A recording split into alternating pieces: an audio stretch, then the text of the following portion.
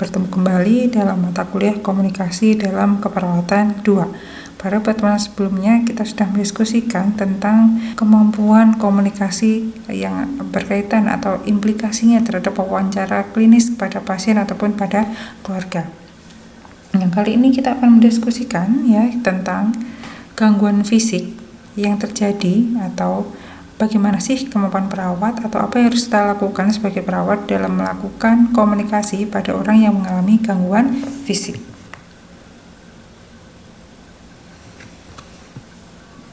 Oke. Pada orang yang mengalami keterbatasan, salah satunya adalah mengalami gangguan fisik, metode komunikasi terkadang akan menjadi sesuatu yang menyulitkan, sehingga akan munculkan adanya kesalahpahaman. Nah, pada orang yang mengalami gangguan fisik, entah itu gangguan penglihatan, gangguan pendengaran, gangguan bicara, itu akan menimbulkan adanya defisit komunikasi. Nah, dalam kondisi tersebut, perawat berperan untuk menggunakan kemampuan pasien berkomunikasi dan memaksimalkan kemandirian pasien. Nah, ini yang pertama kita diskusikan tentang komunikasi pada pasien dengan defisit bicara dan juga bahasa. Jadi bahasa, kita tahu bahwa bahasa merupakan cara dasar untuk melakukan komunikasi. Nah, ini beberapa contoh defisit bicara atau gangguan berbicara ataupun gangguan bahasa pada pasien ada afasia. Ini paling sering Jadi afasia ini adalah kondisi neurologis di mana fungsi bahasa itu terganggu atau tidak ada. Ini hanya review sekilas Ada 3 jenis afasia, ada afasia ekspresif atau motorik di mana kata-kata seseorang tidak bisa diekspresikan atau tidak bisa dibentuk. Jadi sulit untuk mengeluarkan kata-kata. Kemudian ada afasia reseptif. Afasia reseptif ini adalah bahasa tidak dimengerti.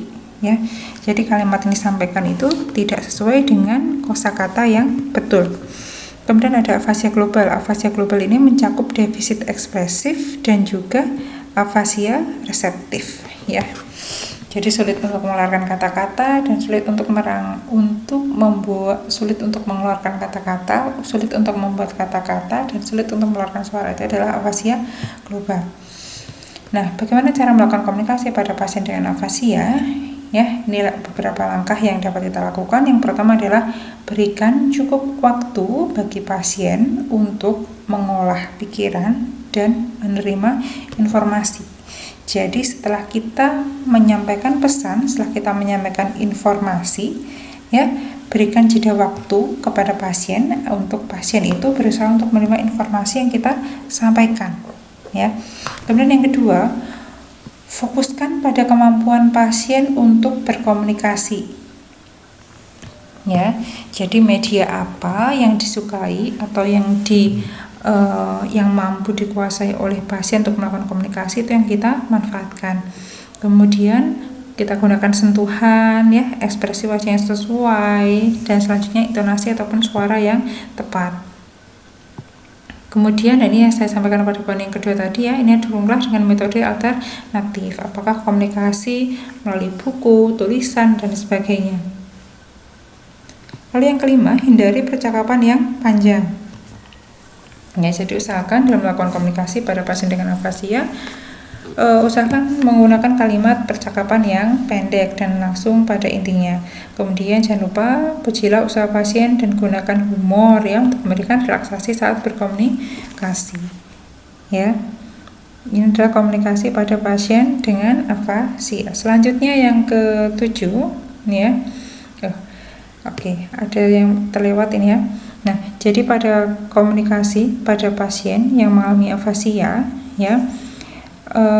informasi yang kita terima dari pasien itu memang cenderung minimal Jadi yang harus dilakukan oleh perawat dalam melakukan komunikasi pada pasien yang mengalami afasia adalah kita optimalkan kemampuan komunikasi pasien yang dimiliki atau yang diinginkan oleh pasien dengan menggunakan metode alternatif seperti ini. Selanjutnya di sini ada gangguan komunikasi pada pasien yang mengalami gangguan pendengaran. Gangguan pendengaran pada pasien ini dapat terjadi karena proses penuaan ataupun karena penyakit. Di mana kehilangan pendengaran pada anak-anak itu dapat mengaruhi perkembangan bicara, sehingga biasanya pada pasien yang mengalami gangguan pendengaran bisa dengan menggunakan bahasa isyarat untuk melakukan komunikasi, ya. Atau biasanya pada lansia ataupun pada anak-anak yang mengalami gangguan pendengaran dapat membantu menggunakan alat bantu dengar, ya. Sehingga pada pasien yang mengalami gangguan pendengaran, kondisi visual, ya, atau respon wajah perawat itu menjadi sangat penting bagi pasien. Sehingga dalam melakukan komunikasi, upayakan supaya sikap dan gerakan, ya, serta ekspresi wajah perawat itu dapat ditangkap oleh pasien yang mengalami gangguan pendengaran.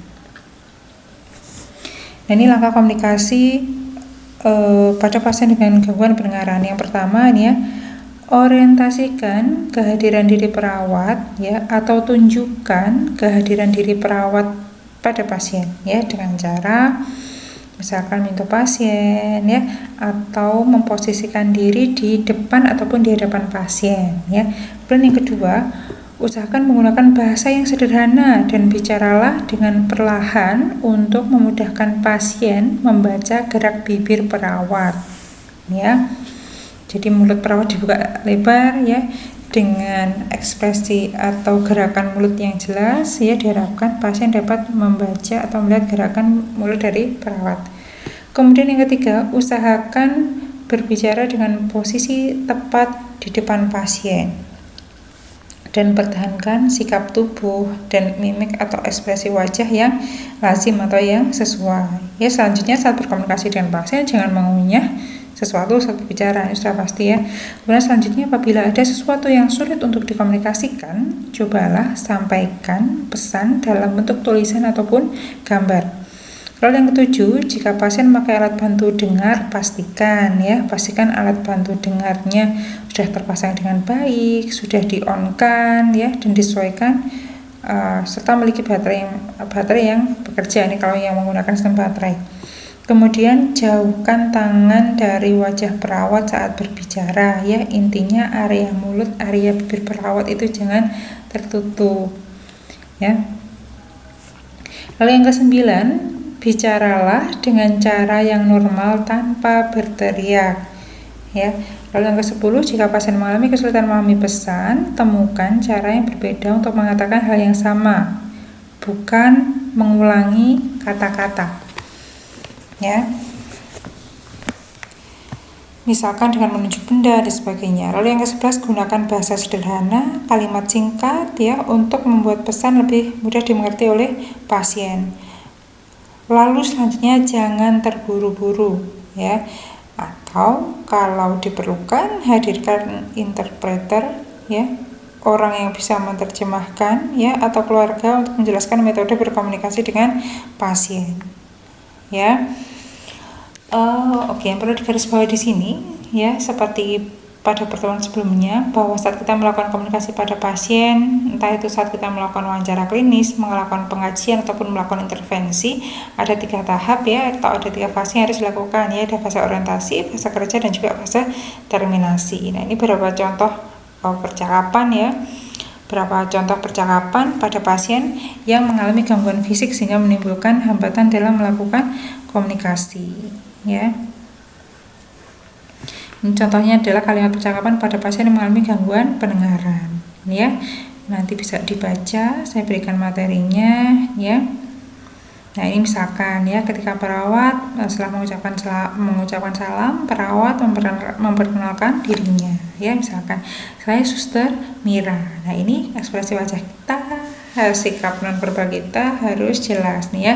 Jadi perawat sambil menunjuk diri sendiri dan menunjukkan papan nama, menunjukkan bahwa nama perawat itu adalah Mira, ya. Oke, dan seterusnya. Nah, ini contohnya, misalkan kita menanyakan pada pasien, ya, Adik, hari ini sudah minum berapa gelas, gitu, ya. Karena pasien yang mengalami gangguan pendengaran, komunikasi nonverbal perawat yang dapat dilakukan contohnya misalkan bicara dengan bibir pelan, ya, dan mengambil atau menunjukkan gelas, ya. Jadi komunikasi nonverbalnya lebih ditonjolkan, ya. Oke, ini saya rasa nanti bisa dibaca, ya. Ingat, ya, ada fase orientasi, fase kerja, dan juga ada fase terminasi, belum ada di sini ya. Nah, ini fase terminasinya. Ya. Nah, untuk topik yang kedua ini nanti ya, saya sampaikan di tengah ya, ada penugasan untuk mahasiswa melakukan role play. Ya, melakukan role play, melakukan komunikasi terapeutik pada pasien yang mengalami gangguan fisik. Ya, baik itu gangguan bicara ya, ataupun pada pasien yang kedua tadi mengalami gangguan fungsi pendengaran ataupun gangguan fisik yang lainnya yang nanti akan kita diskusikan di sini.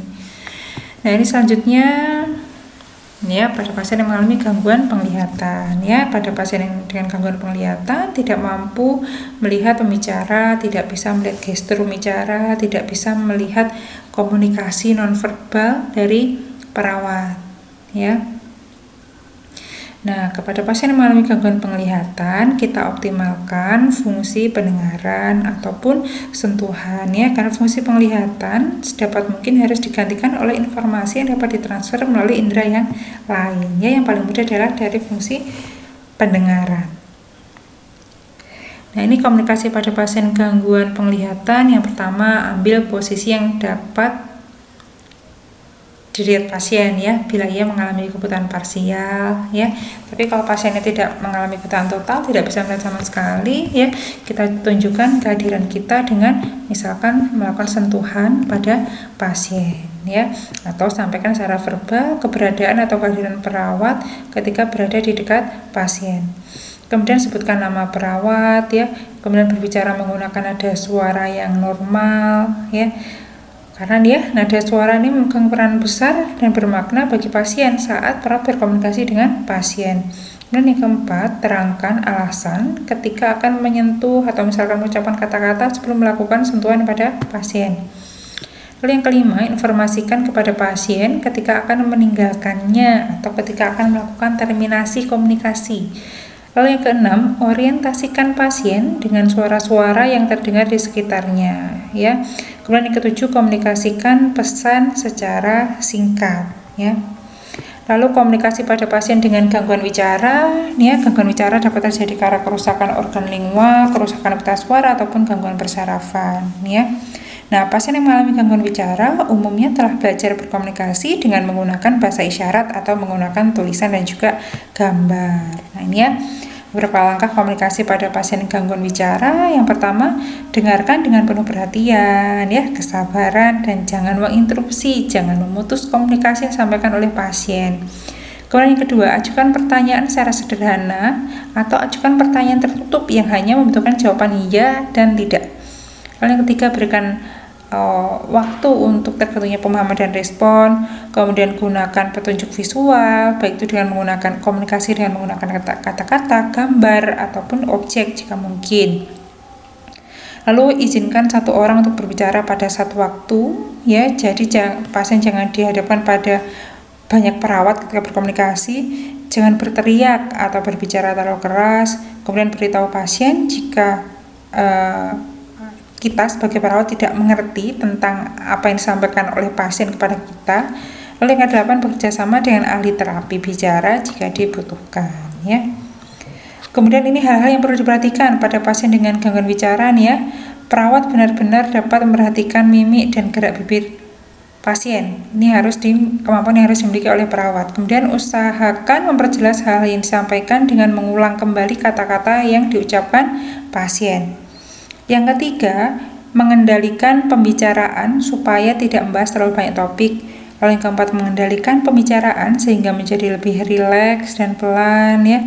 Lalu yang kelima, memperhatikan setiap detail komunikasi sehingga pesan dapat diterima dengan baik ya. Jadi ini adalah kebalikan dari saat kita berkomunikasi pada pasien yang mengalami gangguan pendengaran. Pada pasien yang mengalami gangguan bicara, kita yang harus memperhatikan gerakan mulut pasien gitu ya. Jadi agar kita mengetahui pesan disampaikan oleh pasien kepada kita ya. Nih, apabila perlu gunakan bahasa tulisan dan juga simbol, dan apabila memungkinkan hadirkan orang yang terbiasa berkomunikasi lisan dengan klien untuk menjadi mediator komunikasi Ya, nah ini untuk contoh strategi komunikasi tidak saya tampilkan di sini, nanti menjadi penugasan bagi mahasiswa untuk melakukan role play komunikasi terapeutik pada pasien yang mengalami gangguan fisik. Ya, oke, cukup sekian untuk materi komunikasi keperawatan 2 pada topik komunikasi terapeutik pada pasien dengan gangguan fisik. Ya, insya Allah kita sambung pada materi yang selanjutnya. Terima kasih, selamat siang. Assalamualaikum warahmatullahi wabarakatuh.